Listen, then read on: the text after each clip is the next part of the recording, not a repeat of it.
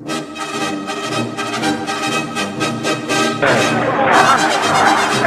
الله الرحمن الرحيم.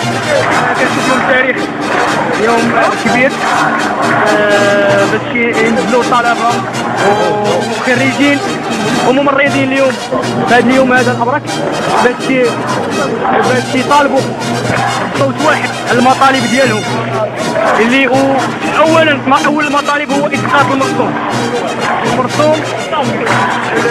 المشؤوم، وثانيا ثاني مطلب هو الالم الزايد، وثالث مطلب هو الهيئه والقانون الاساسي للممرضين. وشكرا. واسقاط فساد المفسدين داخل الوزاره.